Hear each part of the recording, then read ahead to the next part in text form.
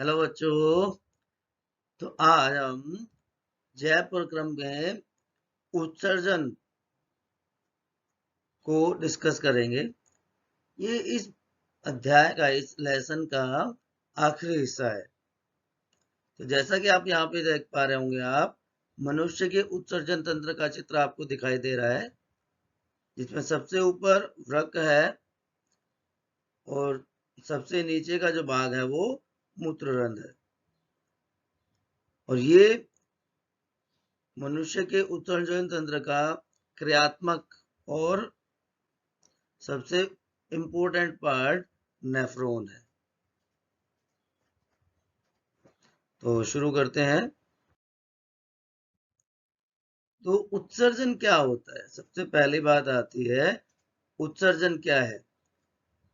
बेटा, उत्सर्जन जीवों के शरीर में जो उपापचयी क्रियाओं के फलस्वरूप अपशिष्ट पदार्थ उत्पन्न होते हैं, उसके निष्कासन की क्रिया को उत्सर्जन कहते हैं।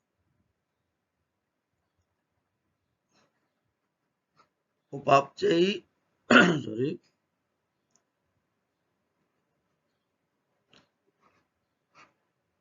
जो क्रियाएं थी, उसके परिणाम स्वरूप जो अपशिष्ट पदार्थ निकलते हैं, उसके निष्कासन को उत्सर्जन कहा जाता है।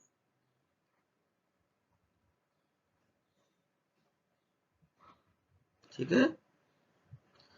अब अलग अलग प्रकार के जीवों में अलग अलग प्रकार के उत्सर्जी पदार्थ होते हैं। कुछ जीवों में अमोनिया उत्सर्जी पदार्थ होता है, कुछ में यूरिया और बाकियों में यूरिक अम्ल उत्सर्जी पदार्थ होता है। तो इन उत्सर्जी पदार्थों के अलग अलग होने का क्या कारण है? ये निर्भर करता है कि प्राणी किन परिस्थितियों में रहता है। जो जलीय जीव हैं, उनमें अमोनिया मुख्य रूप से उत्सर्जित पदार्थ होता है। तो जलीय जीवों में उत्सर्जन के दौरान मुख्यतः अमोनिया बाहर निकलता है और ऐसे जीव अमोनोटेलिक कहलाते हैं। ऐसे जीवों को हम क्या कहते हैं? अमोनोटेलिक। दूसरा, आपने देखा होगा कि जैसे पक्षी होते हैं,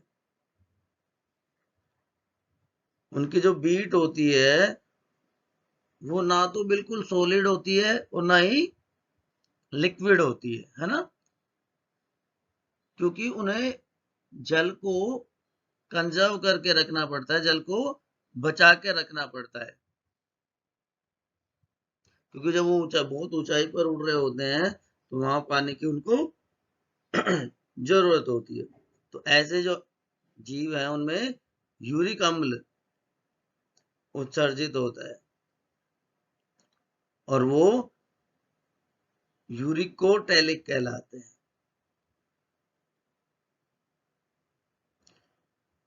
और जो समुद्री पक्षी होते हैं, उनका जो उत्सर्जित पदार्थ है गुएनो कहलाता है और वो बहुत इंपॉर्टेंट उर्वरक का भी काम करता है। याद रखें आप लोग, वो अच्छा उर्वरक भी होता है। यूरिया, जितने भी उच्च श्रेणी के जीव हैं, जैसे मनुष्य हैं, उनमें यूरिया उत्सर्जित पदार्थ होता है और ये जीव यूरियोटेलिक कहलाते हैं। तो तीनों प्रकार के जीवों का अंतर आपको समझ में आ गया होगा। इसमें नाइट्रोजन का अमोनिया, इसमें यूरिया और इसमें यूरिक एसिड उत्सर्जित पदार्थ होते हैं। अब जो जीव हैं, उनमें एक प्रक्रिया होती है, स्वनियमन की जो प्रक्रिया है, जिससे वो अपने शरीर के अंदर के तापमान को स्थिर रख सकते हैं, वह प्रक्रिया होमियोस्टेसिस कहलाती है। स्वनियमन की प्रक्रिया होमियोस्टेसिस कहलाती है। इसके आधार पर दो तरह के जीव होते हैं, ऑस्मो कन्फॉर्मर्स और ऑस्मो रेगुलेटर्स। ऑस्मो कन्फॉर्मर्स वो होते हैं जो बाहरी माध्यम की ऑस्मोलैरिटी के हिसाब से अपने शरीर के तरल पदार्थों की ऑस्मोलैरिटी को चेंज करते हैं। जैसे हैगफिश एक प्रकार की मछली है, वो ऑस्मो कन्फॉर्मर्स है। और ऑस्मो रेगुलेटर्स वो जीव हैं जो बाहरी तापमान को कोई उनके ऊपर कोई असर नहीं होता, उनके जो आंतरिक परासरण है उसको वो बनाए रखते हैं, जो कि बाहरी माध्यम से भिन्न होगा जिसमें वो रहते हैं। तो मनुष्य ऑस्मो रेगुलेटर्स में आ जाते हैं। कुल जीवों का सिर्फ 1% ही ऑस्मो रेगुलेटर्स होते हैं।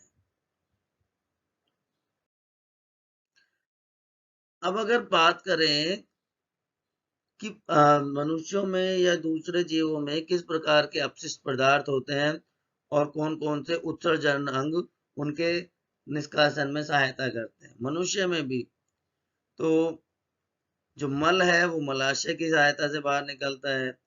इसके अलावा कार्बन डाइऑक्साइड जो है वो फुसफुस की सहायता से, अमोनिया यकृत की सहायता से। हमारे शरीर में आपने भी देखा होगा कि बहुत ज्यादा गर्मी होती है तो त्वचा के द्वारा पसीना बाहर निकलता है। और वृक्क से यूरिया जो मुख्य उत्सर्जी अंग है मनुष्यों का। लेकिन मनुष्यों में वृक्क के अलावा भी ये सारे जो अंग हैं वो उत्सर्जन में सहायता करते हैं। ठीक है।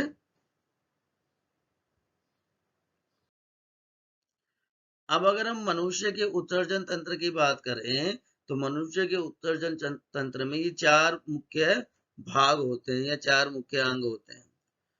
इसमें सबसे पहला जो हिस्सा है वृक्क और मूत्रवाहिनी, ये पेयर्ड होते हैं, ये जोड़े में पाए जाते हैं, जबकि मूत्राशय और मूत्र मार्ग अकेले होते हैं, एक होते हैं।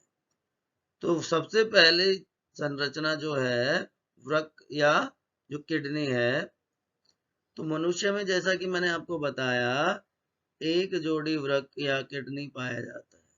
इस प्रकार की संरचना होती है जो उदर गुहा की पृष्ठीय देह भित्ति से जुड़े होते हैं। और जो हमारा कशेरुक दंड है उसके दोनों तरफ हमारे वृक्क उपस्थित होते हैं। जो बायां वृक्क है, जो लेफ्ट साइड वाला वृक्क है, वो थोड़ा सा ऊपर की तरफ होता है। और अगर इसकी डायमेंशंस की बात करें हम तो ये लगभग 10 सेंटीमीटर इसकी लंबाई होती है, 5 से 6 सेंटीमीटर चौड़ाई होती है और लगभग 2.5 से 4 सेंटीमीटर ये मोटा होता है।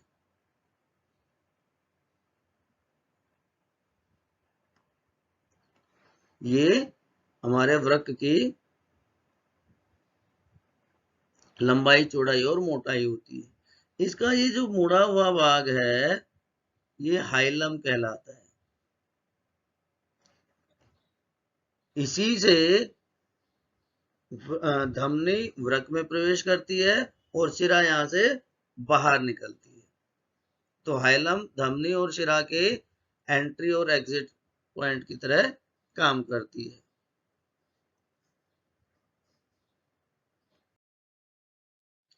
अब अगर वृक्क की आंतरिक संरचना की बात करें तो ये देखिए ये बड़ी संरचना है। तो जो वृक्क है ये संयोजी उत्तक से बना होता है। संयोजी उत्तक से बनी हुई संरचना है जिसमें अरेखित पेशियां भी उपस्थित होती हैं। तो दो मेन चीजें हैं यहाँ पे, ये संयोजी उत्तक है यहाँ पर और अरेखित पेशियां हैं जो वृक्क बनाती है। इसकी जो बाहरी परत है इसे पेरिटोनियम कहते हैं या पेरिटोनियल मेम्ब्रेन कहते हैं, जो सबसे बाहर की परत है। मुख्यतः दो हिस्सों में वृक्क बटा होता है। बाहर का हिस्सा कोर्टेक्स है और अंदर का हिस्सा मेडुला कहलाता है। दो हिस्सों में ये बटा हुआ होता है, कोर्टेक्स और मेडु प्रांतस्थ भाग कोर्टेक्स हो गया और जो अंतस्थ भाग है वो मेडुला कहलाता है। कभी सोचा था कि हमारी किडनी के अंदर ऐसी संरचनाएं भी हो सकती हैं? जो मध्यांश भाग है वहां पर 15 से 16 इस तरह से पिरामिड जैसी संरचनाएं उपस्थित रहती हैं, जिन्हें वृक्क शंकु कहते हैं, रीनल पिरामिड्स कहते हैं। ये 15 से 16 संरचनाएं होती हैं और यहाँ पर बहुत ही कुंडली नुमा, बहुत ही सूक्ष्म नलिकाएं पाई जाती हैं हर वृक्क में, जिन्हें हम नेफ्रॉन्स कहते हैं।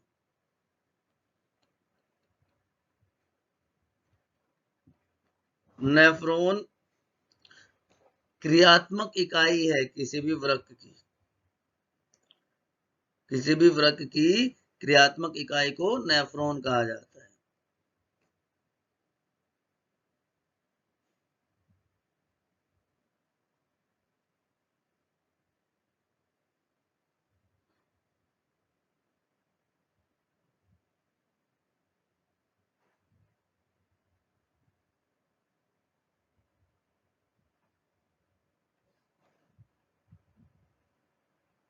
तो इसकी जो स्टडी होती है उसको नेफ्रोलॉजी कह दिया हमने। और यहाँ पे सबसे इम्पोर्टेंट काम मूत्र का निर्माण होता है इस पार्ट में।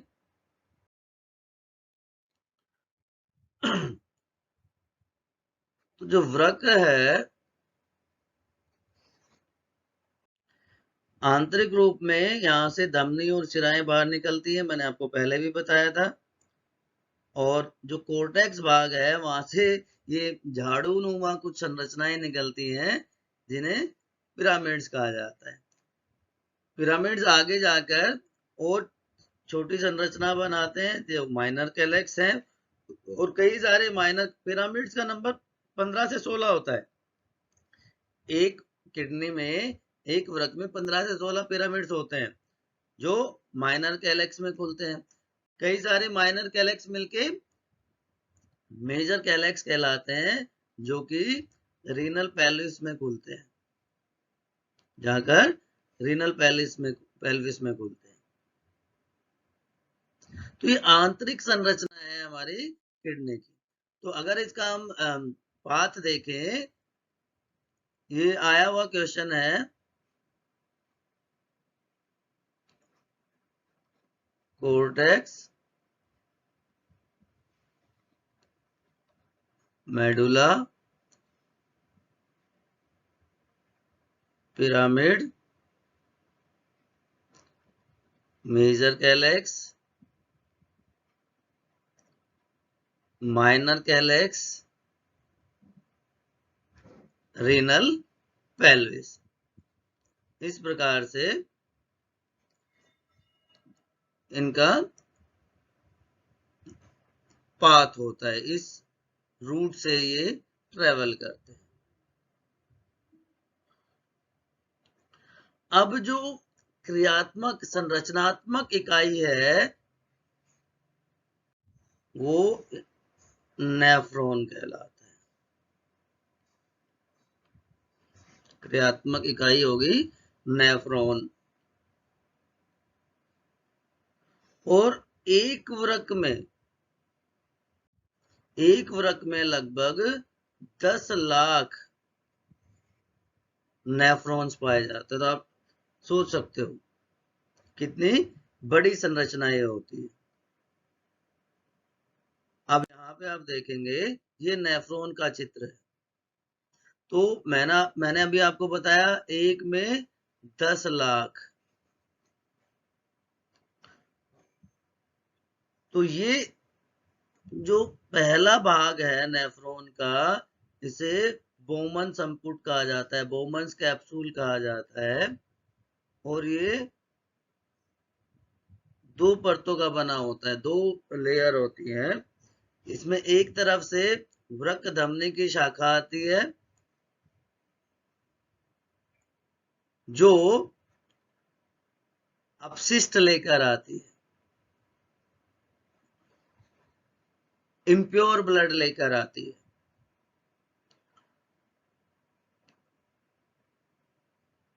और यहां पर आकर ये इसके जो वॉल है, बोमन संपुट की जो वॉल है, इसमें आकर यहाँ पे एक नेटवर्क बनाती है, जिसे ग्लोमेरुलस कहा जाता है, ये वाली संरचना। और जो फिल्ट्रेट है वो नीचे की तरफ पास हो जाता है, और जो शुद्ध रक्त है वो वृक्क शिरा की शाखा आके लेकर जाती है। तो इस पूरी संरचना को बोमन संपुट और ग्लोमेरुलस को मिलकर मालपीजियन ट्यूब्यूल भी कहा जाता है। कई जगह आपको ये नाम लिखा हुआ मिल जाएगा। तो मालपीजियन ट्यूब्यूल क्या है? बोमन संपुट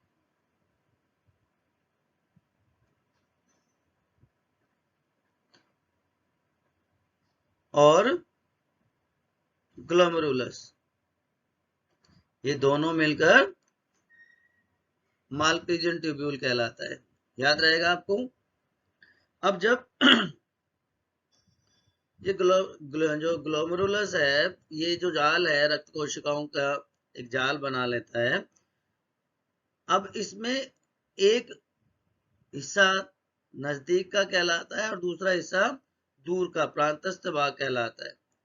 तो जो नीचे वाला हिस्सा है वो एक चाप बनाता है, जिसे अवरोही चाप कहते हैं। आरोही अवरोही आपको पता है ना, असेंडिंग डिसेंडिंग। तो एक आरोही चाप हो जाएगी और एक अवरोही चाप हो जाएगी। ये डिसेंडिंग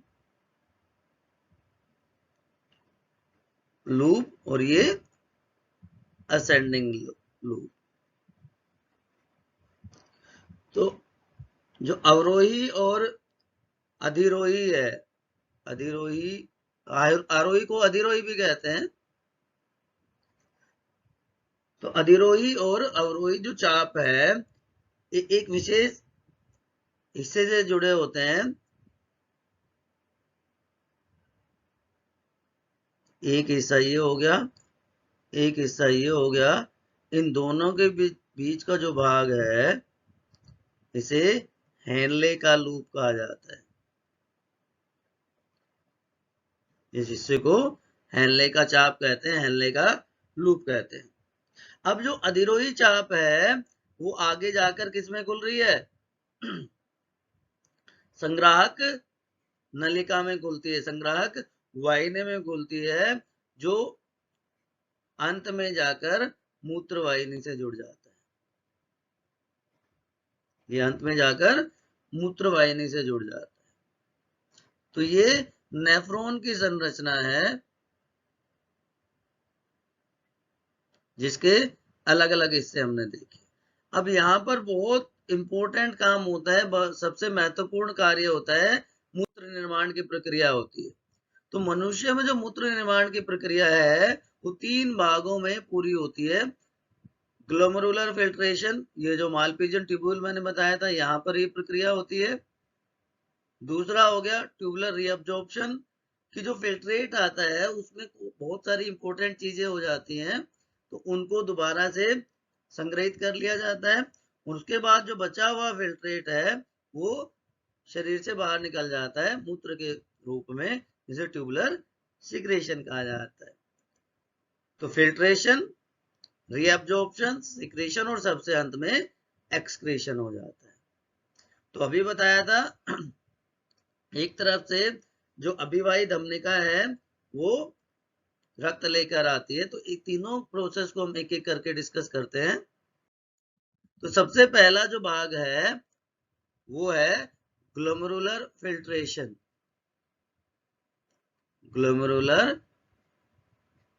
फिल्ट्रेशन जो अफेरेंट आर्ट्रियोल है, अफेरेंट आर्ट्रियोल का मतलब अभिवाही धमनिका, अभिवाही धमनिका जो है वो एक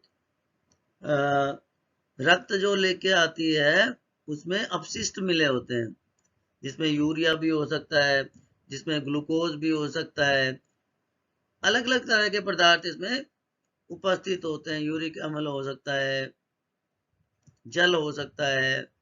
तो ये अशुद्ध रक्त होता है, एक प्रकार से अशुद्ध रक्त आता है। अब ये पदार्थ बोमन कैप्सूल, जो बोमन संपुट था,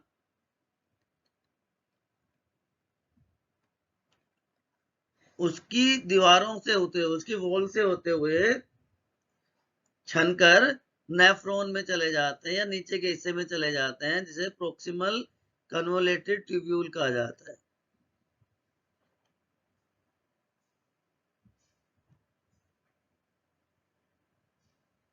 यहां पर चले गए। अब जो अपवाही धमनिका है इसका व्यास अभिवाही धमनिका की तुलना में कम होता है, जिससे इस ग्लोमेरुलस में, इस हिस्से में रक्त का दाब बढ़ जाता है। समझ रहे हो? ये इसका व्यास आप देख रहे हो ज्यादा है, इसका व्यास कम है। तो जब यहां से रक्त इधर जाएगा तो रक्त का दबाव अभिवाही धमनिका में बढ़ जाता है। और जो छनने की प्रक्रिया है उच्च दाब के अंतर्गत होती है, इसलिए इसको अल्ट्रा फिल्ट्रेशन भी कहा जाता है। इसलिए इसे अल्ट्रा फिल्ट्रेशन की, रक्त का दबाव अत्यधिक हो जाता है और यहाँ छानने की प्रक्रिया होती है, इसलिए इसे अल्ट्रा फिल्ट्रेशन कहा जाता है। तो यहां तक ये काम हो गया। अब जो फिल्ट्रेट है, जो ग्लोमेरुलर फिल्ट्रेट है, वो कहाँ आ गया? नीचे की तरफ आ गया, जहां पे दूसरी प्रक्रिया होगी जिसको ट्यूबुलर रीअब्जॉर्प्शन कहते हैं। ट्यूबुलर रीअब्जॉर्प्शन या पुनः अवशोषण।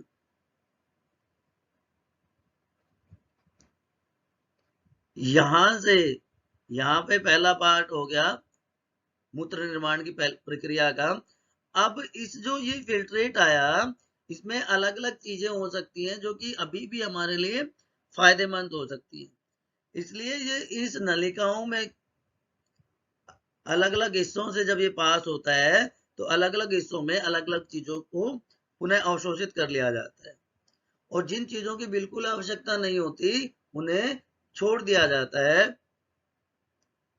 जैसे आप यहाँ पे देख पा रहे होंगे, ग्लूकोज लगभग 100% ग्लूकोज दोबारा से अवशोषित हो जाता है, क्योंकि जल में घुलनशील होता है। ठीक है। उसके अलावा बाकी जो पदार्थ हैं, कुछ पदार्थ इसमें यहाँ पे मिलते भी हैं, यूरिया, यूरिक एसिड, क्रेटिनिन, ये इसमें मिल जाते हैं क्योंकि अपशिष्ट के रूप में इनको बाहर निकालना है।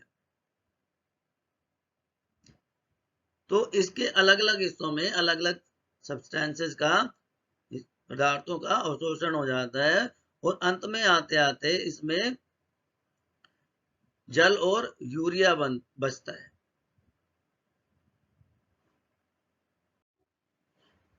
अब जो तीसरा और आखिरी हिस्सा है जिसको हम ट्यूबुलर स्रवण कहते हैं, ट्यूबुलर सिक्रीशन कहते हैं,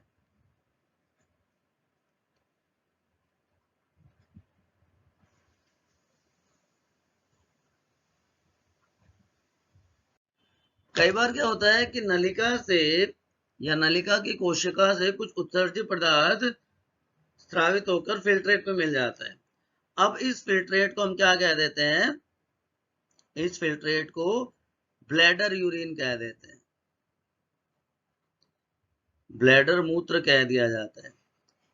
ठीक है, ये मूत्र मूत्र नलिका से होकर निकलता है, मूत्र नलिका के द्वारा पास होकर कहाँ जाके इकट्ठा हो जाएगा, मूत्राशय में जाकर इकट्ठा हो जाता है और समय समय पर मूत्र मार्ग द्वारा इसे बाहर निकाल दिया जाता है। ठीक, तो ये जो सबसे महत्वपूर्ण कार्य था यहाँ पे पूरा हो जाता है। अब दूसरे हिस्सों की बात करें हमारे तो सबसे पहला पार्ट तो हमारा वृक्क हो गया था। वृक्क से धमनी और शिराएं जुड़ी होती हैं, जिसके द्वारा जो अपशिष्ट है, जो मूत्र बाद में बनेगा, मूत्र वाहिनी की मदद से बाहर लाया जाता है। ये संरचना आपने देखी है। तो ये जो भाग है ये मूत्रवाहिनी कहलाती है और इसका एक ही कार्य है कि जो अपशिष्ट है वो वृक्क से मूत्राशय की तरफ लेके जाना। तो अगला जो भाग है वो क्या कहलाता है, मूत्राशय। तो वृक्क और मूत्रवाहिनी ये जोड़े में पाई जाती है, पेयर्ड स्ट्रक्चर है, याद रखना आप लोग। मूत्राशय मूत्रवाहिनी के पीछे की ओर मूत्राशय में खुलती है और ये नाशपति के आकार की संरचना है। इस प्रकार की एक संरचना होती है जहां पर मूत्रवाहिनियां आकर खुलती है। ठीक है, ये थैली के समान संरचना भी कह सकते हो आप, जो उदर गुहा के पिछले हिस्से में, उदर गुहा के पिछले हिस्से में रेक्टम के नीचे उपस्थित होती है और अंतिम भाग जो आखिरी भाग है वो क्या कहलाता है, मूत्र मार्ग। आखिरी हिस्सा मूत्र मार्ग कहलाता है। मूत्राशय के पिछले या निचले हिस्से से एक नलिका निकलती है जिसे मूत्र मार्ग कहा जाता है। इसके द्वारा जो मूत्र है शरीर से बाहर निकल जाता है। जो इसकी दीवारें होती हैं, मूत्राशय की दीवारें जो होती हैं वो पेशीय उत्तक की बनी होती हैं और लगभग 600 ml मूत्र एक बार मूत्राशय में आ सकता है।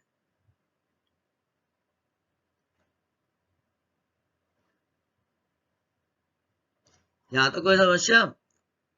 देखिए, बहुत इंपॉर्टेंट पार्ट है बेटा हमारे शरीर का, जिसको हम इग्नोर करते हैं और इससे बहुत सारी बीमारियां हो जाती हैं। चलिए, अब अगर मूत्र की संरचना की बात की जाए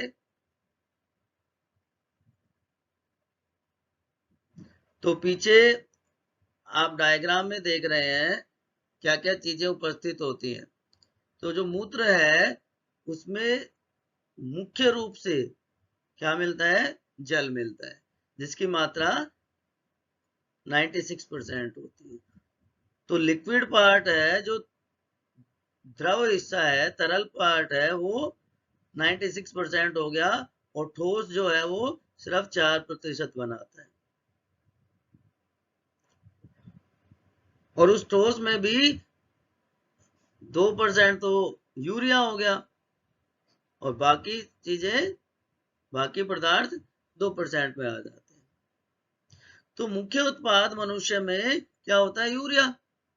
ये हम पहले भी डिस्कस कर चुके हैं। यूरियोटैलिक होते हैं ना, अमीनोटैलिक, यूरिकोटैलिक, यूरियोटैलिक, 3 प्रकार के जीव होते हैं। तो सामान्यतः अगर मैं लूं 100 ml रक्त,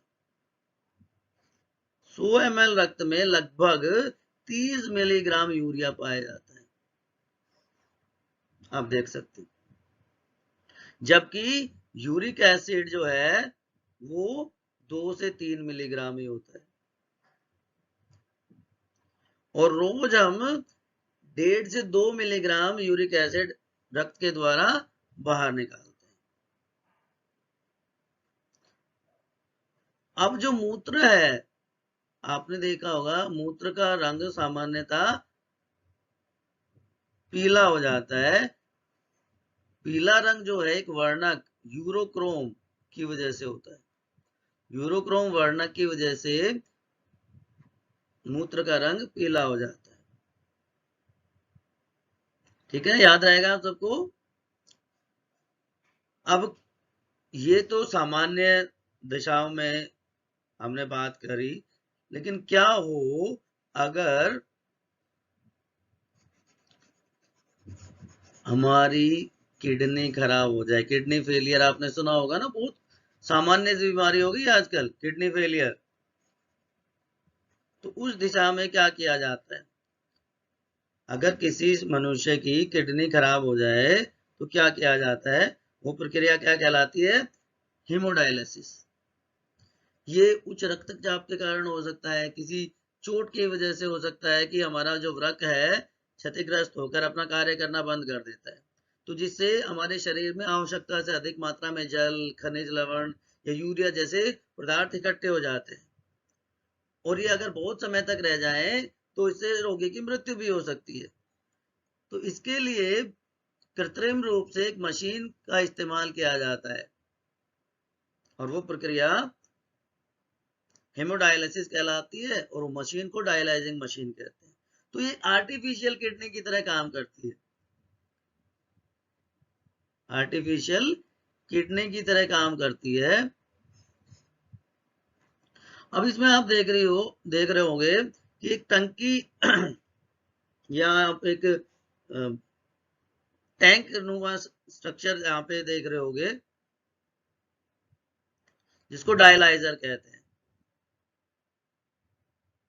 अब यहाँ पे दो तरह के घोल आपको दिख रहे हैं। अपवन के लिए, डायलिसिस के लिए जो ताजा विलयन होता है, और उसके बाद जो अपशिष्ट बाहर निकलता है उसके लिए दूसरा बोतल आपको दिखाई दे रहा है। ये जो डायलाइजर है, चैम्बर है, इसमें इसकी जो संरचना होती है, इसकी जो झिल्ली होती है, पारगम्य झिल्ली होती है, हमारे शरीर की कोशिका झिल्ली के जैसे इसकी संरचना होती है।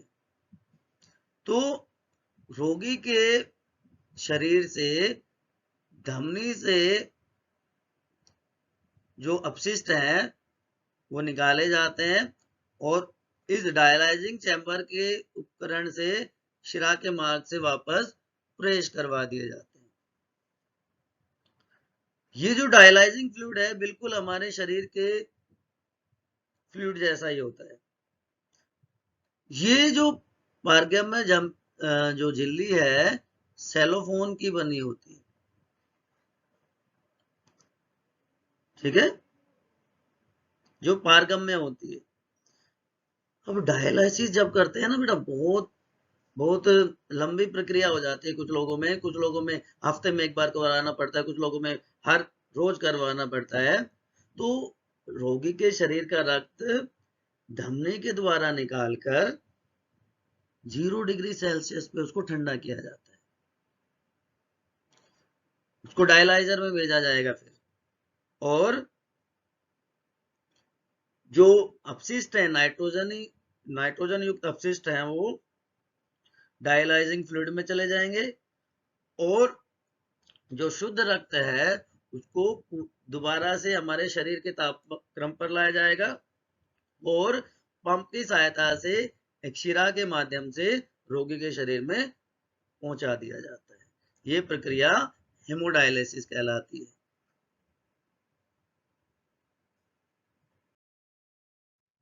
अब जो मूत्र निष्कासन है उसको हम मिक्चुरेशन कहते हैं। मूत्र निष्कासन की प्रक्रिया मिक्चुरेशन कहलाती है, और ये 4 चीजों पर निर्भर करती है। उम्र, जैसे जैसे उम्र बढ़ती है हमारा जो यूरिनरी ब्लैडर है उसकी वॉल्स थोड़ी सी लचीली हो जाती हैं। आपने देखा होगा हमारे घरों में जो बड़े बूढ़े होते हैं बेचारे रात को बार बार उठते हैं मूत्र करने के लिए, मूत्र त्याग करने के लिए। दूसरा, वातावरण पर, सर्दियों में मूत्र निष्कासन ज्यादा होता है क्योंकि पसीना नहीं आता, तो उस वजह से जो अपशिष्ट हैं वो पसीने के रूप में बाहर नहीं निकल पाते, जबकि गर्मियों में पसीना ज्यादा आता है और हम मूत्र निष्कासन के लिए कम जाते हैं।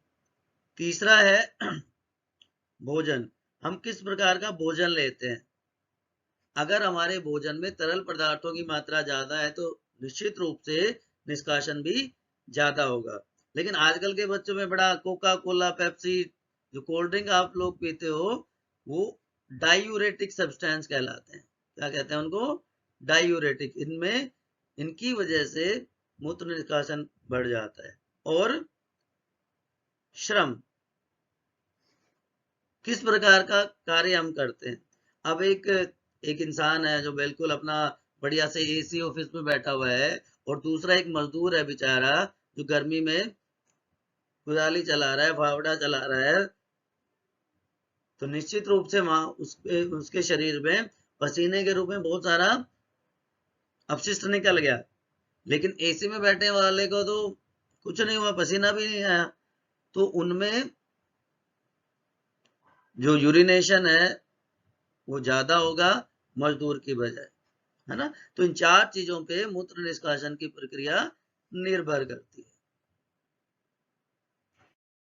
अब पादपों में उत्सर्जन कैसे होता है, ये तो हमने देख लिया मनुष्य में किस प्रकार से उत्सर्जन होता है। पादपों में उत्सर्जन की जो प्रक्रिया बहुत अलग होती है मनुष्य की तुलना में या जानवरों की तुलना में। तो पौधे किस प्रकार अपने उत्सर्जित पदार्थ निष्कासित करते हैं। अब पौधों में कोई बहुत विकसित उत्सर्जन तंत्र तो होता नहीं है, उत्सर्जन तंत्र अनुपस्थित। तो ये अलग अलग तरीके अपनाते हैं। क्या तरीके होते हैं, पौधे कौन से तरीकों से उत्सर्जन करते हैं।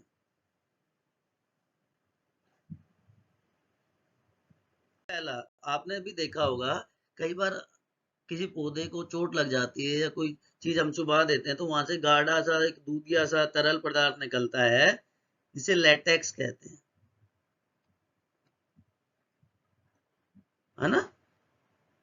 तो लेटेक्स के रूप में जो अपशिष्ट है वो निकलते हैं। जो जलीय पौधे होते हैं अलग अलग हिस्से अलग अलग तरह से निष्कासन करते हैं। जलीय पौधों में जो निष्कासन है वो विसरण द्वारा होता है, ठीक है। जबकि जो स्थलीय पौधे हैं वो क्या करेंगे, स्थलीय पौधों में जो अपशिष्ट हैं वो सीधे मृदा में निष्कासित हो जाते हैं, जड़ों की सहायता से सीधे मृदा में उसको निष्कासित कर दिया जाता है।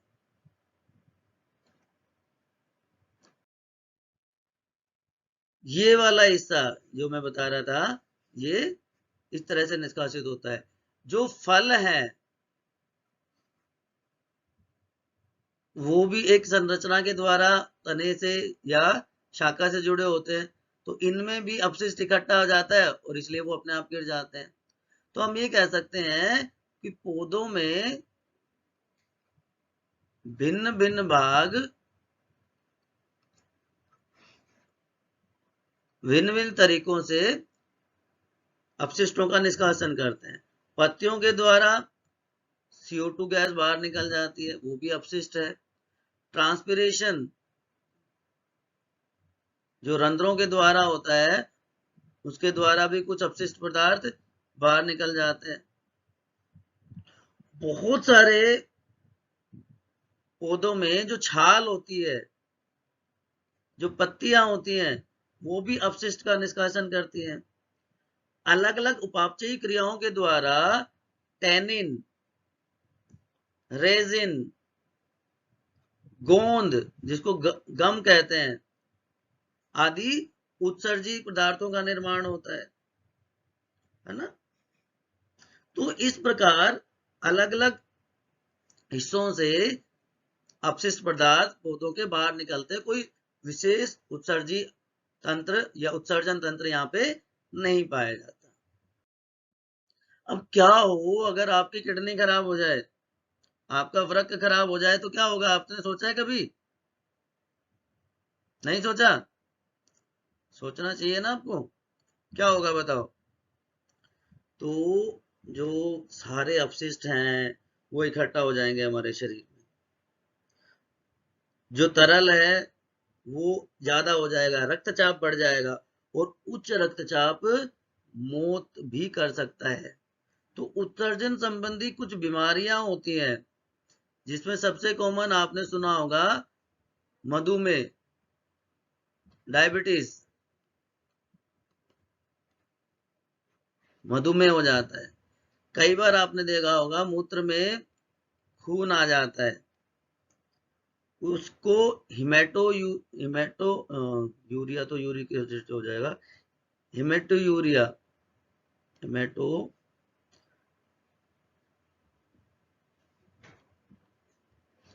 कीटोन बॉडीज आ जाती हैं मूत्र में, तो उसको कीटोन यूरिया कह देते हैं।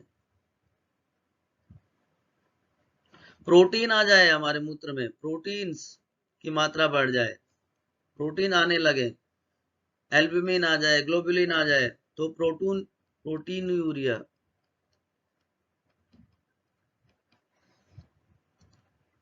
तो उत्सर्जन से बहुत सारी बीमारी हो जाती है। देखो डायबिटीज आप देख रहे हो, मोटापा आ जाता है, इससे ब्लड प्रेशर बढ़ जाता है, कीटोन बॉडीज बढ़ जाती है, हिमेटो यूरिया हो जाता है, प्रोटीनो यूरिया हो जाता है। तो हमारे वृक्क को, किडनी को स्वस्थ रखना हमारी जिम्मेदारी है। एक वर्ड होता है GFR, glomerular filtration rate, glomerular filtration rate, कि कितना फिल्ट्रेट हर मिनट बनता है,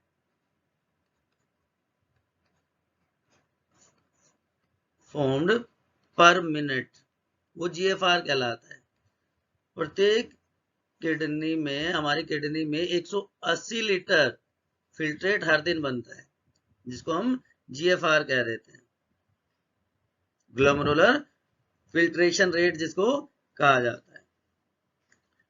अगर ये डिस्टर्ब हो जाए, इसका मतलब हमारी जो किडनीज हैं वो प्रॉपरली काम नहीं कर रही हैं।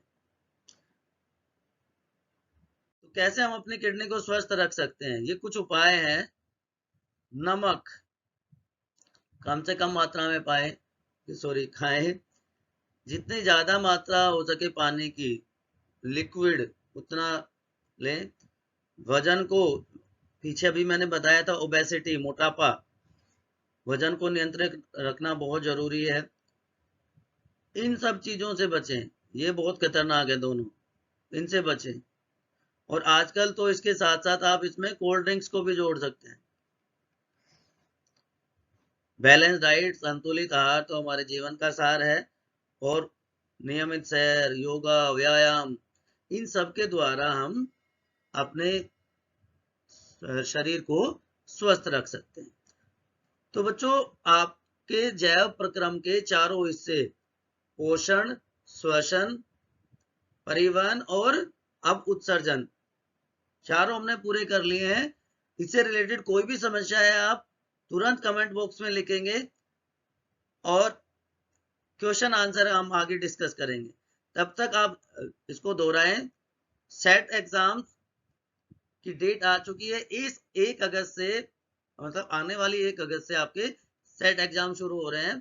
तब तक हम क्वेश्चन आंसर्स का भी रिवीजन कर लेंगे। तब तक आप पढ़ते रहें।